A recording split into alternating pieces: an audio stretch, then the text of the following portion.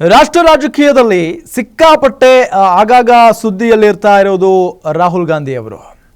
ರಾಹುಲ್ ಗಾಂಧಿ ಅವರ ನಾಲಿಗೆಯನ್ನ ಕತ್ತರಿಸಿ ಅಂತ ಹೇಳಿ ಒಬ್ಬರು ಕರೆಯನ್ನ ಕೊಟ್ಟಿದ್ದಾರೆ.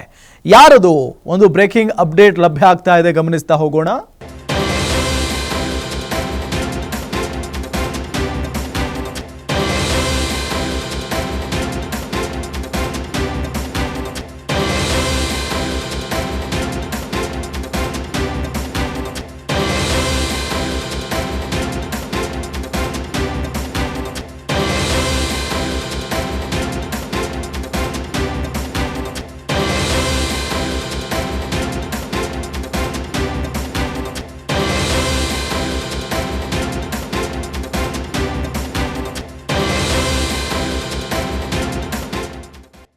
ಕಾಂಗ್ರೆಸ್ ನಾಯಕ ರಾಹುಲ್ ಗಾಂಧಿ ನಾಲಿಗೆ ಕತ್ತರಿಸಿ.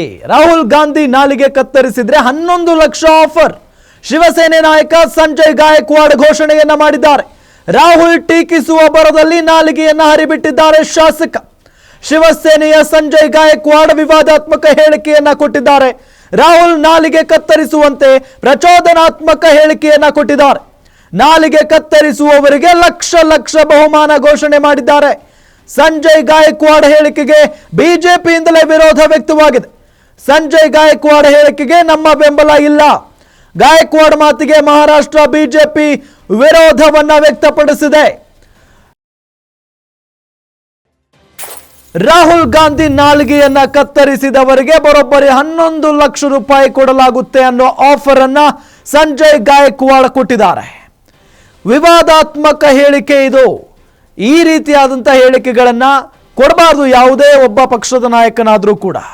ರಾಹುಲ್ ಗಾಂಧಿ ವಿಪಕ್ಷ ನಾಯಕನಾದರೂ ಕೂಡ ಯಾರೇ ಆಗಲಿ, ಯಾರೇ ಒಬ್ಬ ವ್ಯಕ್ತಿಯನ್ನ ಹೊಡೆಯೋದು, ಬಡಿಯೋದು, ಕೊಲೆ ಮಾಡೋದು, ನಾಲಿಗೆ ಕತ್ತರಿಸೋದು, ಈ ರೀತಿಯಾದಂಥ ಪ್ರಚೋದನಾಕಾರಿ ಹೇಳಿಕೆಗಳನ್ನ ಯಾವುದೇ ಒಬ್ಬ ನಾಯಕನ ವಿರುದ್ಧವೂ ಕೂಡ ಯಾರೂ ಕೊಡಬಾರ್ದು. ಅದು ಭಾರತದಲ್ಲಿ ನಡೆಯಲ್ಲ. ಅದು ದೊಡ್ಡ ತಪ್ಪು. ನೋಡಿ, ಈಗ 11 ಲಕ್ಷ ಆಫರ್ ಕೊಟ್ಟಿದ್ದಾರೆ. ಆಸೆಗೆ ಬಿದ್ದು ಯಾರಾದರೂ ಹೋಗಿ ಆ ರೀತಿಯಾಗಿ ಪ್ರಯತ್ನ ಪಟ್ಟು ಬಿಟ್ರೆ ಯಾರು ಜವಾಬ್ದಾರಿ? ಸಂಜಯ್ ಗಾಯಕ್ವಾಡ್ ಜವಾಬ್ದಾರಿ ಆಗ್ತಾರಾ?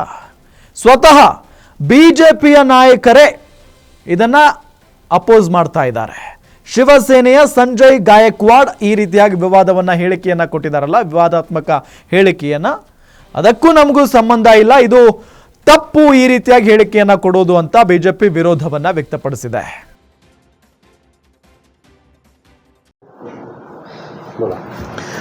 महाराष्ट्रात आणि देशामध्ये आरक्षणाच्या मागणीची आग लागलेली असतानाच त्यातच मागासलेल्या जातींना समाजाच्या बरोबरीमध्ये उभं करण्याकरता डॉक्टर बाबासाहेब आंबेडकरांनी संविधानामध्ये मागासवर्गीय, आदिवासी, ओबीसी इतर सगळ्या प्रवर्गांना रिझर्वेशन त्या ठिकाणी दिलं.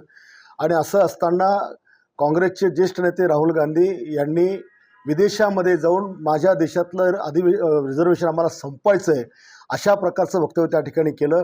म्हणजे काँग्रेसचा खरा चेहरा आणि त्याच्या पोटातली मळमळ त्यांनी त्या ठिकाणी ओकून दाखवली. लोकसभेच्या निवडणुकीमध्ये संविधान धोक्यात आहे, संविधानामध्ये हे आपलं आरक्षण संपवणार आहे असा फेक निगेटिव्ह नेरेटिव्ह ठेवून त्यांनी समाजाची मतं घेतली आणि आज ते आरक्षण संपवण्याची भाषा करून आलेत.